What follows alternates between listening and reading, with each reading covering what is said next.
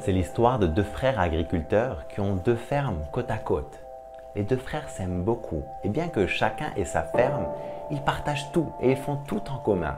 Ils labourent ensemble, ils cultivent ensemble, ils récoltent ensemble, tout ça dans beaucoup de joie et beaucoup d'harmonie. Un jour, à cause d'un malheureux malentendu, un conflit éclate entre les deux frères. Ils ont une discussion un peu violente et ils se fâchent. Petit à petit, au fil du temps, un fossé se creuse entre les deux frères, jusqu'au jour où ils arrêtent même de se parler. Les semaines passent et un beau jour, quelqu'un frappe à la porte du frère aîné. C'est un homme à tout faire qui cherche du travail. « Bonjour monsieur, dit le visiteur, auriez-vous un travail pour moi ?»« Tu tombes bien, répond le frère aîné. « Oui, j'ai un travail pour toi. Tu vois, de l'autre côté du ruisseau vit mon frère cadet. Il y a quelques semaines, il m'a offensé gravement et nos rapports se sont brisés. Je veux me venger, je veux lui montrer de quoi je suis capable. Tu vois ces pierres à côté de ma maison? Je voudrais que tu en construises un mur de 2 mètres de haut, comme ça je n'ai plus à le voir. » L'homme répond, « Je crois que je comprends la situation. » Le frère aîné aide l'ouvrier à réunir tout le matériel de travail dont il a besoin, puis il part en voyage, le laissant seul pendant toute une semaine. Quand il revient à sa ferme, l'homme à tout faire avait déjà terminé son travail. À la grande surprise du frère aîné, au lieu d'un mur de 2 mètres de haut, il avait construit un pont.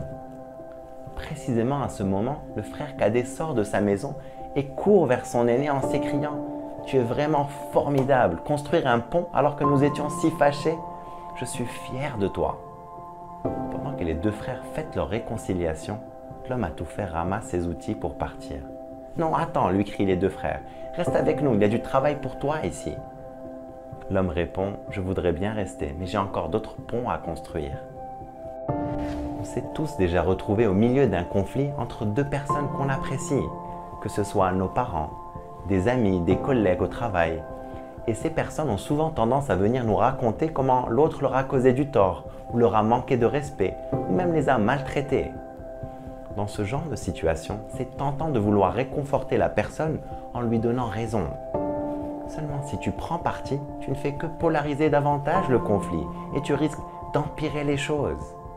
Je connais des couples qui ont divorcé, des frères et sœurs qui ne se parlent plus, des amitiés d'enfance qui se sont brisées, des professionnels qui ont perdu leur travail à cause de personnes de leur entourage qui se sont mêlées à leur histoire. Sans forcément le vouloir, en prenant parti, ces personnes ont créé des clans et envenimé encore plus la situation. En réalité, tu peux très bien réconforter la personne sans valider son histoire et sans valider ses critiques. Tu n'as pas besoin d'être d'accord ou pas d'accord, tu as juste besoin de l'écouter et donner suite aux émotions exprimées plutôt qu'à l'histoire.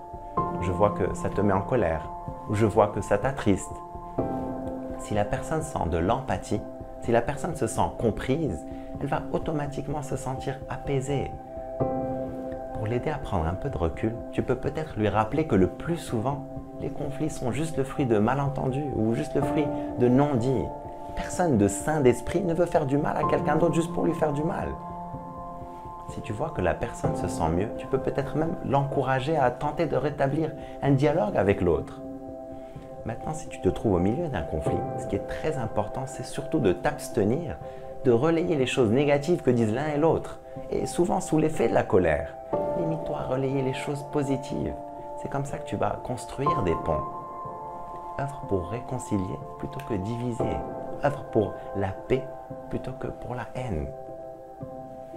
Je t'encourage à vivre une vie extraordinaire. Vive el hayat!